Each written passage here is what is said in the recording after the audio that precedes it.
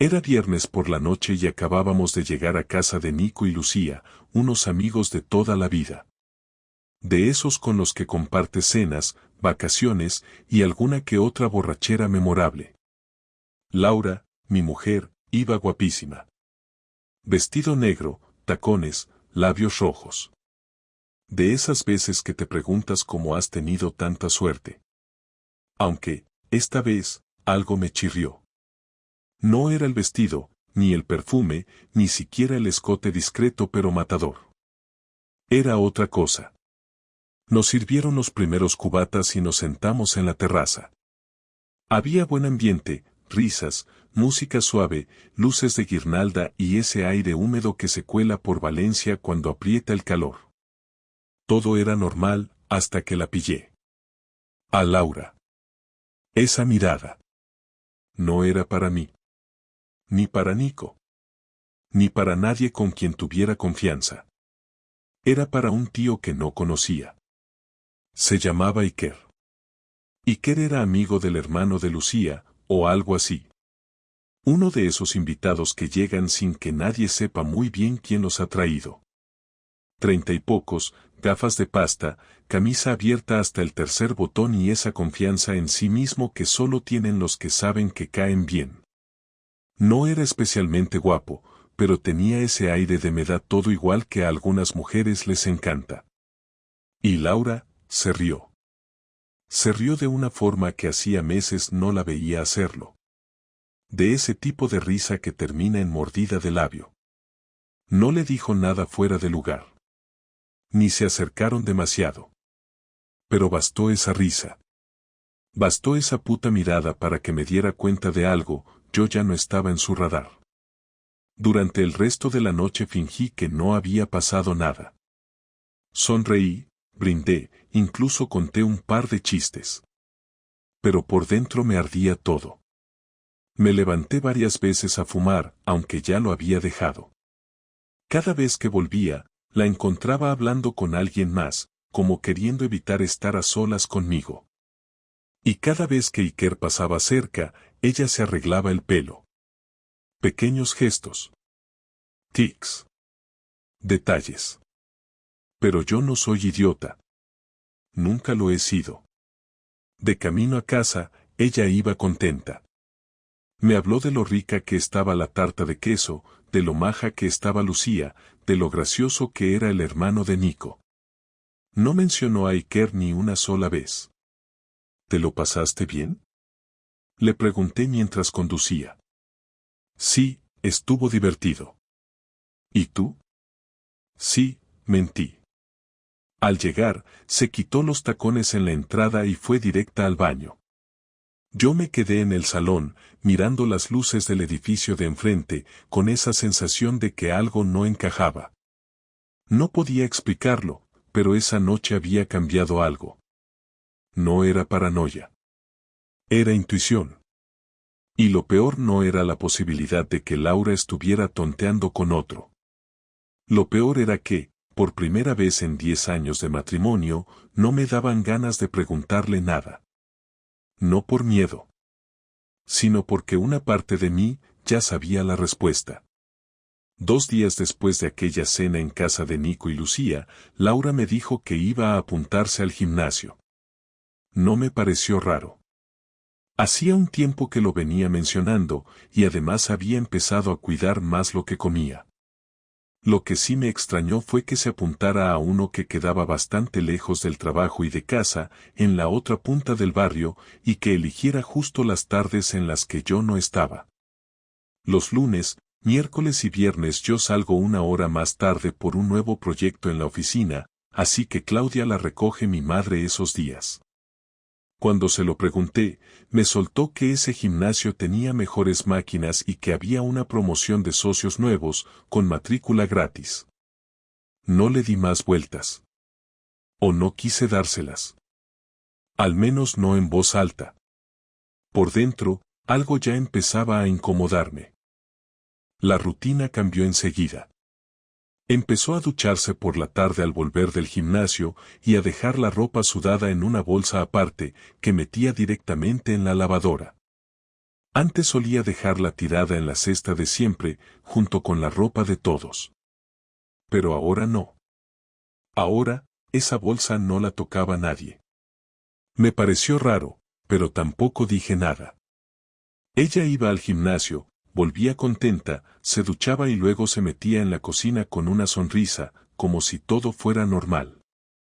Pero yo empecé a fijarme en los horarios, en los tiempos, en los pequeños desajustes. Decía que su clase terminaba a las 7, pero a veces llegaba a las 8 menos cuarto. Un día le pregunté si se estaba quedando a hacer pesas después, y me dijo que no, que simplemente salían un poco más tarde porque había cola para las duchas. No me cuadraba, pero tragué. Aún no tenía nada. Solo molestias. Pequeños golpes que iban sumando. La prueba no vino de su móvil ni de un mensaje ni de una foto. No, fue mucho más incómodo y más claro. Un viernes por la noche, ya acostados, mientras Claudia dormía, Laura dejó su bolso sobre la mesilla del lado mío. No sé por qué, pero me dio por abrirlo para buscar un ibuprofeno. Tenía dolor de cabeza y no quería levantarme. Abrí el compartimento pequeño y, junto a las llaves del coche, encontré un envoltorio vacío de preservativo. Solo eso. Sin caja, sin más. Solo el plástico arrugado, claramente usado. Mi corazón se paró por un segundo, pero no reaccioné. Lo cerré, dejé el bolso tal como estaba y me giré hacia la pared. Laura estaba a mi lado, viendo una serie en la tablet con auriculares, sin enterarse de nada. No dormí esa noche. Me levanté temprano y me fui a trabajar sin decir nada. Pasé todo el día con la imagen del envoltorio clavada en la cabeza. No era nuestro. No habíamos usado preservativos desde hacía años. Claudia tiene 6. Desde que nació, Laura se puso el DIU. No había ninguna razón para tener un condón en el bolso, y mucho menos usado. Y lo que es peor, no había ninguna posibilidad de que se tratara de otra cosa. No había margen para dudar. Ahí dejé de preguntarme si estaba siendo paranoico. No lo era. Tenía la respuesta delante. Solo me faltaba entender con quién y desde cuándo. Esa tarde no fui directo a casa. Me senté en un bar cerca del trabajo, pedí una caña y me quedé mirando el fondo del vaso sin tocarlo. Pensé en todo lo que podía hacer. Gritarle. Echarla. Llamar a sus padres. Ir al gimnasio ese lunes y esperar a ver con quién salía. Pero no hice nada de eso. Decidí observar. Escuchar. No actuar todavía. No porque me diera miedo la verdad, sino porque necesitaba verla con mis propios ojos. Quería que quedara claro, sin margen para excusas. Sin medias verdades. Así que ese fin de semana me comporté como siempre. Jugamos con Claudia, fuimos a casa de mis padres, hicimos la compra en el Consum. Laura estuvo extrañamente cariñosa. Me besó más de lo normal. Se rió con mis tonterías.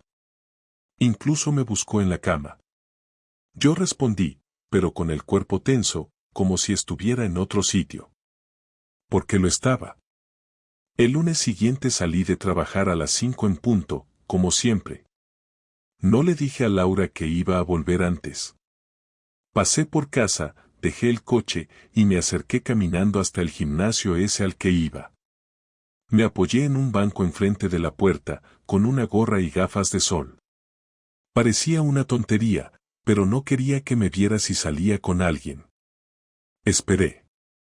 Eran las 7:20 cuando la vi salir. Sola.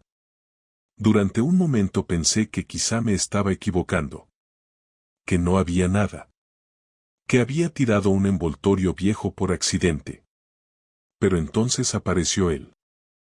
Alto, flaco, camiseta ajustada, barba recortada, unos 35. Se saludaron con 2 besos y caminaron juntos hacia la esquina. Yo crucé la calle y lo seguí a distancia. No se daban la mano ni se abrazaban. Parecían solo conocidos.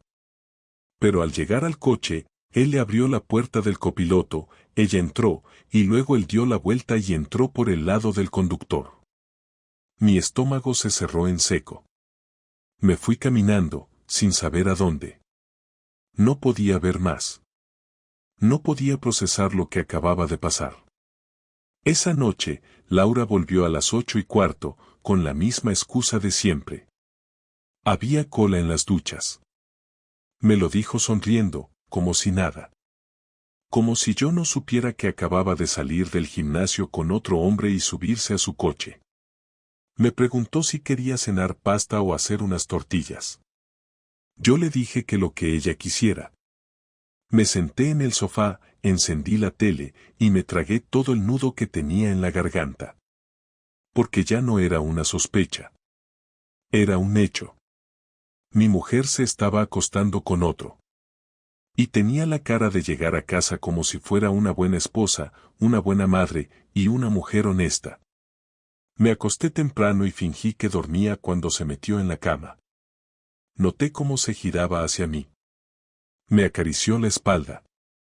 Y por primera vez en años, me di cuenta de que no sentía nada. Ni calor. Ni cariño. Ni deseo. Solo asco. Por ella. Por mí. Por la situación. Por lo que se había roto sin que yo me diera cuenta. Y ahí, en esa cama, decidí que esto no iba a terminar así. Que no iba a dejar que ella se saliera con la suya. Que no iba a callarme, ni a perdonar, ni a quedarme de brazos cruzados. Pero no iba a explotar. No todavía. Antes de hablar con ella, antes de enfrentarla, iba a saberlo todo. Iba a averiguar quién era él. Cuánto tiempo llevaban viéndose. ¿Dónde lo hacían? ¿Qué decían? Y cuando tuviera todo eso, entonces sí. Se iba a acordar de mí. No dormí la noche del lunes y tampoco la del martes. No porque estuviera dando vueltas en la cama como en las películas, sino porque me quedaba quieto, mirando al techo, escuchando su respiración y pensando en lo fácil que le estaba resultando mentirme a la cara. Laura se movía a mi lado con normalidad, me daba un beso antes de apagar la luz, me preguntaba si había puesto la alarma, y yo respondía como siempre, con la voz tranquila y el cuerpo tenso, porque ya no estaba jugando a descubrir nada, ya lo sabía todo lo importante, y lo único que me faltaba era decidir cuándo y cómo romperlo todo sin perder el control delante de nuestra hija. El jueves por la tarde fue el día. No lo planeé durante semanas ni monté ninguna escena preparada. Simplemente ocurrió porque ya no podía seguir fingiendo. Laura llegó a casa a las 7:30, más tarde de lo habitual incluso para sus horarios inventados, y yo estaba en el salón, sentado, sin la televisión encendida, esperando. Claudia estaba en su habitación, dibujando, y se escuchaba la música infantil de fondo. Laura dejó las llaves en el mueble, se quitó la chaqueta y me miró con una sonrisa automática que se le borró al instante cuando vio mi cara. ¿Pasa algo?, me preguntó, intentando sonar normal. Sí, pasa algo, le respondí sin levantar la voz, señalando el sofá para que se sentara. Ella dudó unos segundos, pero se sentó. Cruzó las piernas y se tocó el pelo, como hacía siempre cuando estaba nerviosa, aunque creía que yo no me daba cuenta. Yo me incliné hacia adelante, apoyé los codos en las rodillas y la miré directamente, sin rodeos, sin adornos, sin ganas de ser educado. ¿Desde cuándo te estás acostando con él? Su cara cambió. No fue sorpresa, ni indignación, ni negación inmediata. Fue algo peor. Fue miedo. Bajó la mirada, apretó los labios y respiró hondo. Ese gesto, solo ese gesto, me confirmó que no me iba a mentir más porque ya no tenía margen. Javier, no empieces así, dijo, no sabes de lo que estás hablando.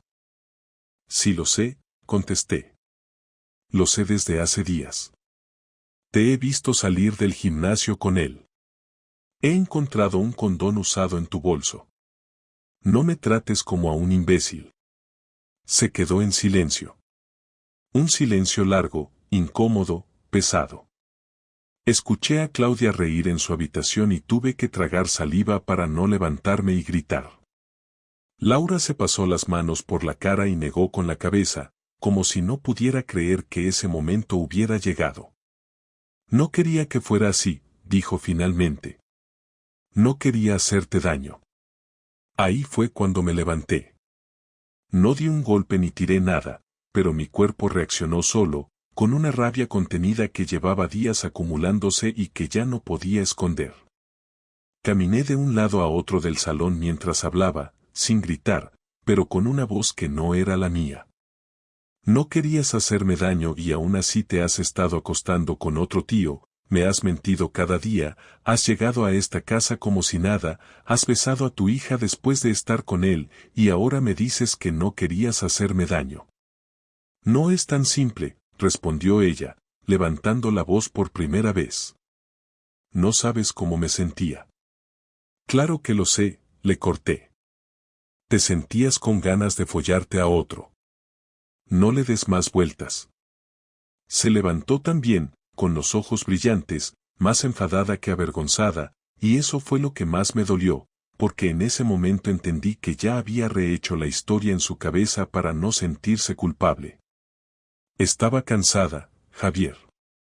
Cansada de la rutina, de sentir que solo éramos padres, de no sentirme deseada como mujer. ¿Y crees que la solución era acostarte con un tío del gimnasio? Le pregunté. ¿Crees que eso te da derecho a pisotear todo lo demás? No fue solo sexo, dijo, casi gritando. Me escuchaba. Me hacía sentir viva. Me reí. No porque tuviera gracia, sino porque no podía creer lo que estaba oyendo. Me acerqué a ella y la miré tan de cerca que tuvo que dar un paso atrás. Yo he estado aquí cada día, le dije. He trabajado, he cuidado de nuestra hija, he intentado hablar contigo 1000 veces mientras tú ya estabas en otro sitio. No me vendas ahora la historia de la mujer incomprendida. Ella empezó a llorar, pero no retrocedí. No la abracé. No la consolé. No era el momento. Era el momento de que entendiera que ya no tenía el control de la situación. ¿Quién es? Le pregunté. Dime su nombre. No importa, respondió. Importa, le dije. Dímelo. Se llama Marcos, dijo al final. Va al gimnasio conmigo. Está separado. Asentí despacio. Marcos. Un nombre normal para una historia sucia. Me giré hacia la ventana y respiré hondo antes de seguir hablando, porque sentía que si decía una palabra más sin pensarla, iba a cruzar una línea que no quería cruzar delante de mi hija. ¿Cuánto tiempo? Pregunté. 1 mes, contestó. No más. Mentira, le dije. 1 mes no te da esa confianza. 1 mes no te hace mentir así. 1 mes no te cambia de esta manera. No respondió. Y no hacía falta. Yo ya sabía que llevaba más tiempo. No necesitaba fechas exactas. Necesitaba que entendiera una cosa. Esto se ha acabado, le dije. No hay discusión. ¿Qué quieres decir con eso? Preguntó, con la voz temblorosa. Quiero decir que no voy a hacer como que no ha pasado nada, no voy a perdonar, no voy a quedarme por comodidad ni por miedo. Has tomado una decisión y ahora te toca asumir las consecuencias. Intentó acercarse, tocarme el brazo, decir algo más suave, pero di un paso atrás. No la dejé. No porque no me doliera, sino porque ya no confiaba en nada de lo que saliera de su boca. Necesito tiempo, dijo. Podemos hablarlo con calma. El tiempo ya lo has tenido, respondí. Cada tarde que te fuiste con él fue tiempo. Cada mentira fue tiempo. Ahora se acabó. En ese momento, Claudia salió de su habitación con un dibujo en la mano y nos miró a los dos, confundida por el ambiente. Laura corrió hacia ella, la abrazó y le dijo que todo estaba bien, que papá y mamá solo estaban hablando. Yo me quedé quieto, mirando esa escena, y sentí algo romperse definitivamente dentro de mí. Esa noche dormí en el sofá. No porque me echara, sino porque no podía compartir la cama con alguien a quien ya no reconocía. Antes de acostarse, Laura se acercó y me dijo en voz baja que estaba arrepentida, que no sabía cómo había llegado hasta ahí, que no quería perder a su familia. No respondí. No tenía nada que decirle en ese momento. Porque el daño ya estaba hecho. Porque la confrontación no había sido el final, sino el principio de algo mucho más duro. Y mientras apagaba la luz del salón, supe que no iba a quedarme quieto esperando a que ella decidiera qué hacer con mi vida. Ya no. Ahora me tocaba a mí mover ficha. No hice nada durante 2 días después de la confrontación. No porque dudara, sino porque necesitaba ordenar todo sin que la rabia me llevara a cometer una estupidez que luego pudiera usar en mi contra. Laura intentó hablar conmigo varias veces, siempre con el mismo discurso, que si estaba confundida, que si no había pensado en las consecuencias, que si Marcos no significaba nada comparado con nuestra familia. Yo escuchaba sin interrumpir, sin asentir, sin discutir, porque ya había pasado esa fase. Ya no estaba buscando explicaciones ni disculpas, estaba preparando algo concreto y real, algo que no pudiera deshacer con lágrimas ni con promesas. Lo primero que hice fue llamar a un abogado. No a uno recomendado por amigos ni a uno barato, sino a uno que me aconsejó un compañero del trabajo que se había divorciado hacía poco y que me dijo una frase que se me quedó grabada: si vas a hacerlo, hazlo bien desde el primer día. Quedé con él un martes a las 9 de la mañana, pedí la mañana libre y me senté en su despacho con una carpeta donde llevaba todo lo que había ido reuniendo en silencio, los horarios del gimnasio, los recibos de pagos que no cuadraban, las fechas, incluso el nombre de Marcos y el centro donde trabajaba. No tuve que exagerar nada. No tuve que adornar la historia. Bastó con contarla tal como era para que el abogado me mirara serio y me dijera que tenía margen para actuar con firmeza. Me explicó con calma qué podía hacer y qué no, qué era legal y qué no, cómo protegerme y cómo proteger a mi hija, y sobre todo cómo evitar que Laura pudiera girar la historia para quedar como la víctima. Salí de allí con un plan claro y con una sensación extraña, porque por primera vez desde que todo estalló no me sentía perdido, me sentía centrado. Esa misma tarde hice algo que sabía que le dolería más que cualquier grito o cualquier insulto. Llamé a sus padres. No fue una llamada agresiva ni teatral. Les dije que necesitaba hablar con ellos y que prefería hacerlo en persona. Quedamos al día siguiente por la tarde en su casa. Laura no lo sabía. Pensaba que yo estaba trabajando hasta tarde. Cuando llegué, su madre me abrió la puerta con la sonrisa de siempre, me ofreció sentarme y me preguntó por Claudia. Su padre estaba en el sofá leyendo el periódico. Me senté frente a ellos y les conté todo, sin levantar la voz, sin dramatizar, sin insultar a su hija, pero sin protegerla tampoco. Les dije que Laura me había sido infiel, que llevaba semanas viéndose con otro hombre, que yo la había descubierto y que estaba iniciando los trámites para separarnos. El silencio fue incómodo y largo. Su madre se llevó la mano a la boca y negó con la cabeza. Su padre apretó los labios y dejó el periódico a un lado. Me preguntaron si estaba seguro, si podía haber un malentendido, y yo les dije que no había margen para dudas. No entré en detalles escabrosos, no hacía falta. Les expliqué que mi prioridad era Claudia y que quería que lo supieran por mí antes de que Laura intentara contarles una versión edulcorada. Me fui de allí con un nudo en el estómago, pero también con la certeza de que ya no controlaba el relato. Esa noche, cuando Laura llegó a casa, ya sabía que había hablado con sus padres. Me llamó antes incluso de entrar por la puerta. Estaba fuera de sí. Me gritó por el teléfono, me dijo que no tenía derecho, que eso era un asunto privado, que había humillado a su familia. Yo esperé a que se calmara y cuando entró, le dije algo que no esperaba. No he humillado a nadie. He dicho la verdad. Si te duele, es porque no te gusta verte desde fuera. Eso fue solo el principio. Al día siguiente llamé al colegio donde trabajaba Laura.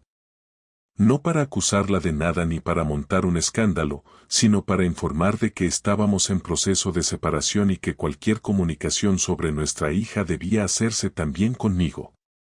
Fue una llamada formal, educada y directa. Sabía que eso la iba a dejar en evidencia, porque hasta ese momento ella había manejado todo como si yo fuera un invitado en la vida de Claudia. Ya no. Luego hice algo más. Cambié las contraseñas de todas las cuentas conjuntas, del banco, de las plataformas, de los servicios. No retiré dinero de forma ilegal ni dejé la cuenta a cero, pero sí dejé claro que a partir de ese momento cada gasto iba a estar controlado y registrado. Cuando Laura se dio cuenta, explotó otra vez. Me dijo que estaba siendo cruel, que estaba buscando venganza. La miré y le respondí con calma. No es venganza. Es consecuencia. El golpe más duro vino el viernes. Yo sabía dónde trabajaba Marcos. No fui a buscarlo ni a amenazarlo, no era eso. Pedí una cita con el responsable de recursos humanos de su empresa. Me presenté como el marido de Laura y expliqué que estaba en proceso de separación debido a una relación que Marcos había mantenido con mi mujer durante su horario laboral, utilizando instalaciones del gimnasio y ausencias injustificadas del trabajo. No exageré nada. Llevé fechas, horarios y datos. No pedí que lo despidieran ni exigí nada concreto. Solo informé. No sé exactamente qué consecuencias tuvo para él, pero sé que las tuvo. Porque esa misma noche Laura llegó a casa descompuesta, llorando, acusándome de haber arruinado la vida de ese hombre. No la consolé. No me defendí. Simplemente le dije que no era yo quien había tomado decisiones por él ni por ella. Que yo solo había dejado de cubrir una mentira. La tensión en casa era constante. Dormíamos separados. Apenas nos hablábamos salvo para lo imprescindible sobre Claudia. Ella intentó varias veces acercarse, pedirme perdón, decirme que estaba dispuesta a cortar todo contacto con Marcos. Una de esas noches me dijo incluso que ya no lo veía, que todo había sido un error, que ahora se daba cuenta de lo que estaba a punto de perder. La dejé terminar y luego le dije algo que llevaba días pensando. No me duele que lo hayas dejado ahora. Me duele que no lo dejaras antes. Eso la dejó sin palabras. Porque sabía que era verdad. El último movimiento fue el más visible. Un domingo por la mañana, mientras Laura estaba fuera, llevé a Claudia a casa de mis padres y volví solo. Recogí mis cosas básicas, documentos, ropa, ordenador, y dejé sobre la mesa del salón una copia de la solicitud de separación que ya estaba presentada. No me llevé nada que no fuera mío. No rompí nada. No dejé notas dramáticas. Solo papeles oficiales y un mensaje corto escrito a mano donde le decía que cualquier comunicación a partir de ese momento se haría a través de los abogados. Cuando volvió y encontró la casa medio vacía y los papeles sobre la mesa, me llamó sin parar. No contesté. Esa noche dormí en casa de un amigo. No fue una huida ni una rabieta. Fue una decisión. Mi forma de decirle que ya no estaba dispuesto a quedarme en un sitio donde me habían faltado al respeto. No sentí alivio inmediato. Sentí cansancio. Pero también sentí algo nuevo, algo que no había tenido desde que todo empezó. Control. Y eso, en ese momento, valía más que cualquier disculpa tardía o cualquier promesa vacía.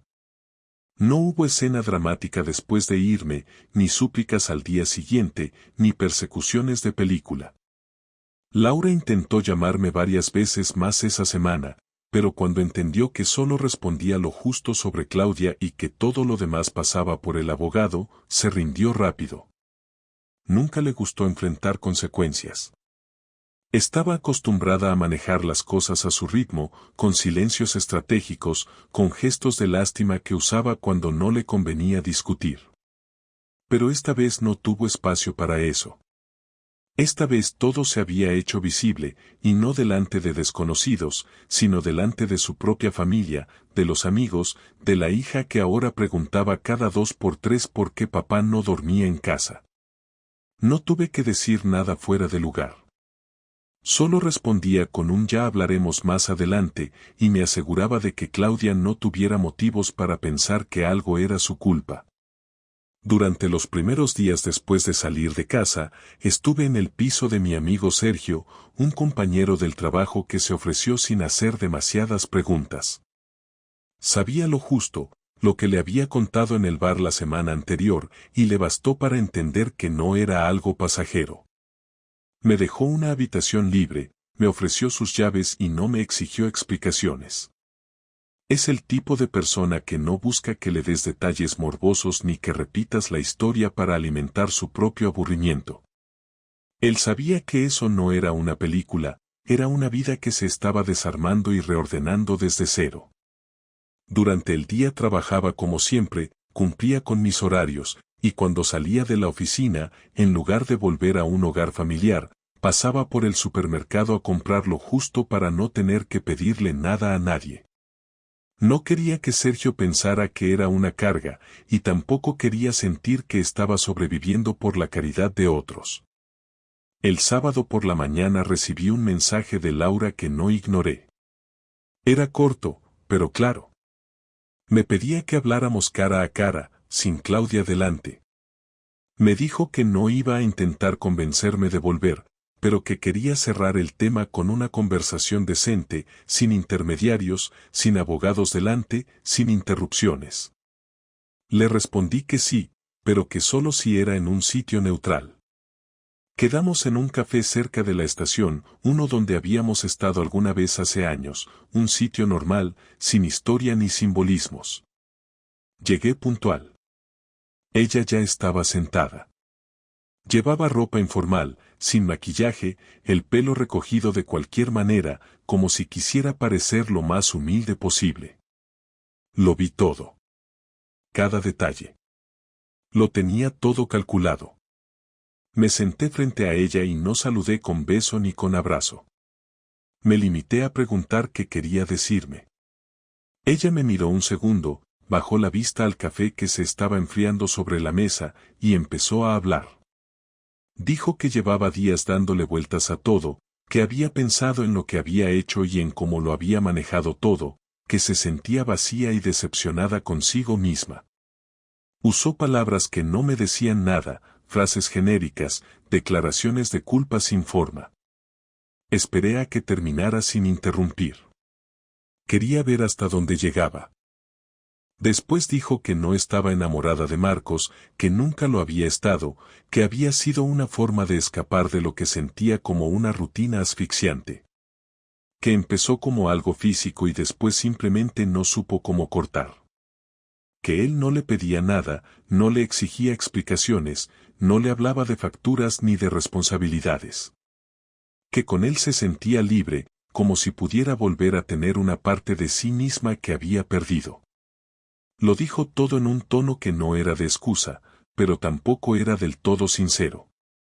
Era un discurso preparado, uno que seguramente había ensayado varias veces antes de enviarme el mensaje. No estoy esperando que me perdones, me dijo. Sé que no puedo pedírtelo.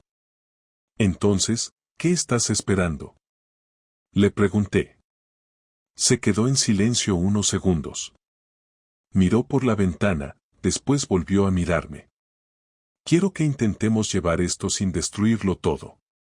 Por Claudia, al menos.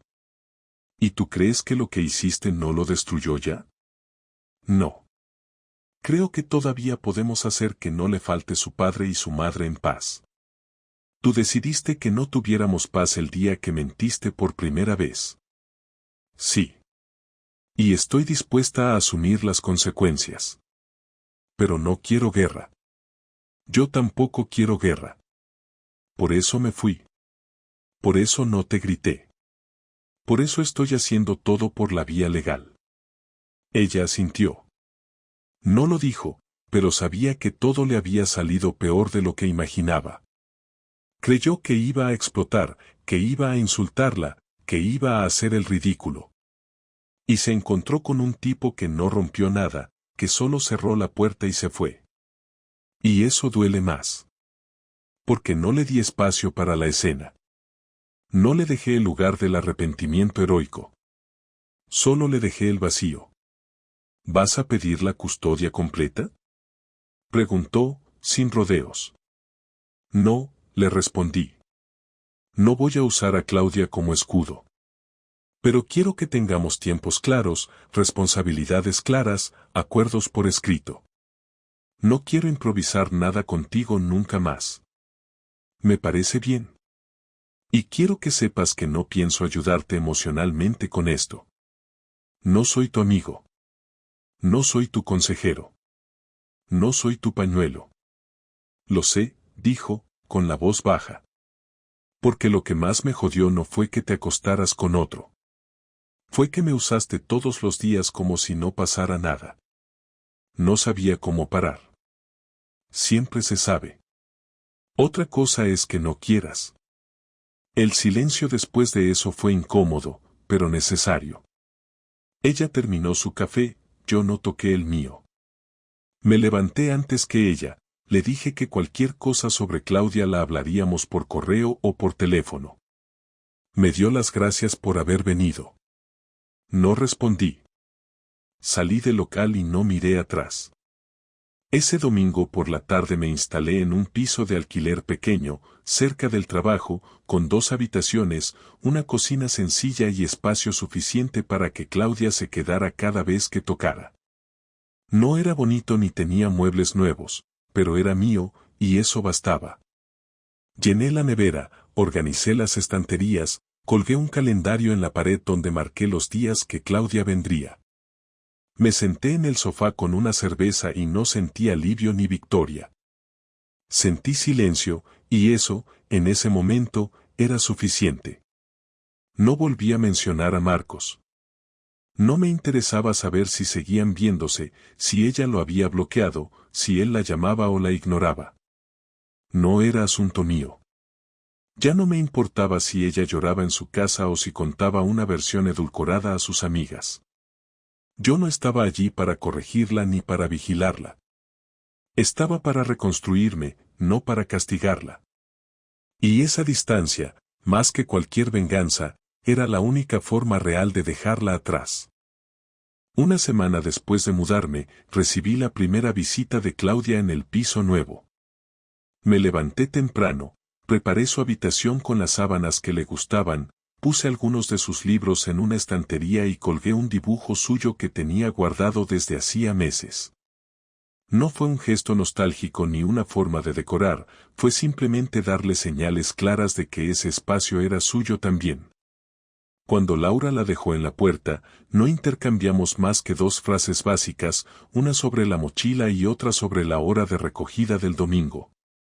Claudia entró sin miedo, como si llevara toda la vida viniendo a ese piso. Se paseó por las habitaciones, preguntó si podía dormir con la luz encendida, me pidió espaguetis para cenar y al rato se sentó a ver una película. Nada extraño, nada forzado. Fue entonces cuando entendí que lo que yo necesitaba no era una reconciliación ni una venganza más elaborada, sino recuperar algo de normalidad sin depender del estado de ánimo de Laura ni de la existencia de un tercero. Pasamos el fin de semana en calma. Jugamos, cocinamos, fuimos al parque, y cada cosa que hacíamos juntos me devolvía un poco del terreno que había perdido sin darme cuenta durante los últimos meses. No fue felicidad instantánea, fue algo más real. Estaba reconstruyendo desde lo básico, sin mirar atrás. El lunes por la tarde, mientras volvía del trabajo, recibí un correo del abogado con una copia del borrador definitivo del acuerdo de separación. Lo leí de principio a fin sentado en el coche, sin música, sin distracciones. Todo estaba en orden: régimen de visitas, temas económicos, custodia compartida, pensión para Claudia. Ningún punto me parecía injusto. Ningún detalle me incomodaba. Lo que más me llamó la atención fue lo rápido que había avanzado todo desde aquella noche del cubata. Ni un mes. 27 días desde que vi esa mirada que me descolocó hasta hoy, con el documento final en la bandeja de entrada. Pensé que el proceso sería más largo, más sucio, más tenso, pero resultó que cuando una parte no se resiste, cuando uno de los dos ya no discute ni espera nada, las cosas fluyen. Firmé digitalmente, lo devolví al abogado y apagué el móvil durante el resto del trayecto a casa. Esa noche, ya en casa, recibí un mensaje de Laura. No pedía nada, no reclamaba nada. Solo decía que le había llegado el acuerdo también, que lo iba a firmar, que estaba todo bien. Me quedé mirando el mensaje un rato largo. Pensé en responderle, pensé en decirle algo que cerrara el círculo de forma civilizada, pero no me salió nada. Cerré el chat sin contestar. No porque estuviera enfadado, sino porque ya no necesitaba conversar con ella sobre nada que no fuera nuestra hija. El viernes siguiente, al recoger a Claudia, Laura me miró distinto. No era hostilidad, tampoco tristeza. Era resignación. Había perdido el control sobre mí, y eso se notaba en cada gesto. Me preguntó si podía hablar conmigo un minuto. Le dije que sí. Nos alejamos un poco de Claudia, que estaba metiendo su chaqueta en la mochila, y me dijo que no quería que termináramos con esta frialdad, que aunque yo no quisiera volver ni tener relación con ella, le dolía que fuéramos simplemente dos personas que se cruzaban sin dirigirse la palabra. Me preguntó si en algún momento sería posible que volviéramos a hablar sin tener que fingir que no habíamos compartido 10 años de vida. Le respondí sin levantar la voz, sin sarcasmo, sin rencor. No voy a odiarte toda la vida, Laura. Pero no me pidas que finja que no has roto algo que no se puede volver a armar. Hablaré contigo cuando haga falta, seré correcto, no quiero guerra, como dijiste. Pero no esperes afecto, ni cercanía, ni nostalgia. A mí ya no me queda nada de eso. Ella asintió sin decir más, bajó la mirada y se despidió de Claudia con un beso largo. La vi quedarse de pie en la puerta mientras yo arrancaba el coche. No miré por el retrovisor. No hacía falta. Esa parte ya estaba cerrada. Las semanas siguientes fueron monótonas, lo justo para poder pensar con claridad. Fui retomando pequeñas rutinas que antes no podía tener, volví a ver a amigos que había descuidado, organicé mis horarios de forma que no tuviera que depender de nadie. Me levantaba temprano incluso los días libres, no por ansiedad, sino por hábito. Me acostumbré rápido a vivir solo, a comer a deshoras si me apetecía, a ver películas sin tener que negociar nada. No me volví un solitario amargado ni un tipo resentido con las mujeres. Simplemente aprendí a no dar por hecho que las cosas duran porque uno las desea. Todo se sostiene mientras ambos tiran en la misma dirección. El día que uno suelta la cuerda, el otro se cae. A mí me tocó caerme, pero ya estaba de pie de nuevo. Un domingo por la tarde, ya en abril, Claudia me preguntó si íbamos a volver a vivir los tres juntos. Le respondí sin rodeos, sin adornos, sin inventar excusas. No, cariño. Mamá y yo vamos a seguir viviendo en casas separadas. Pero eso no significa que te queramos menos. Ella no lloró, no protestó, no pareció romperse. Solo preguntó si íbamos a seguir yendo al parque, si íbamos a hacer espaguetis los viernes y si podía llevarse sus peluches entre una casa y la otra. Le dije que sí a todo. Me abrazó y se fue a su habitación a pintar. Y ahí, sentado en el sofá con el sonido de los rotuladores de fondo, entendí que lo importante seguía en pie. Que el mundo no se había derrumbado, solo se había reordenado. Yo ya no era un marido. No era una víctima. No era un tipo engañado que daba vueltas al pasado. Era un padre con una hija sana y una vida que, aunque rota en partes, no estaba acabada. La última conversación con Laura fue breve. La firmamos sin tensión en la oficina del abogado. Cada uno fue por separado, y al final, por coincidencia, nos cruzamos en la puerta. Me ofreció la mano. Se la estreché. Me dio las gracias por no haberlo convertido en un escándalo. No le respondí. No por desprecio, sino porque no sentí la necesidad. Volvió a mirarme como al principio, con esa mezcla de culpa y pérdida, y luego se fue sin mirar atrás. Esta vez fue ella quien no quiso mirar. Han pasado unas semanas desde entonces. El acuerdo está cerrado, la rutina está establecida y mi cabeza ya no vive en bucle. Me levanto cada día sabiendo lo que viene, sin esperar sorpresas. Si hay algo que he aprendido de todo esto, es que no se puede controlar lo que otros deciden hacer contigo, pero sí se puede elegir cómo reaccionas. Y yo elegí no perderme por culpa de alguien que dejó de respetarme.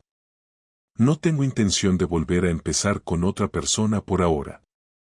No porque me haya cerrado al amor ni porque me dé miedo que me vuelvan a engañar, sino porque quiero vivir tranquilo sin tener que explicar cada gesto, sin tener que leer entre líneas. Si algún día aparece alguien que encaje, bien. Si no, también. Por ahora, con Claudia a mi lado, con mis horarios en orden y con mi dignidad intacta, me basta. Esta historia no terminó con una pelea ni con una reconciliación. Terminó con una puerta cerrada, con una firma, con una mochila de colegio que ahora va de casa en casa, y con un hombre que entendió que a veces lo más valiente no es quedarse, ni vengarse, ni perdonar, sino irse en silencio y no volver.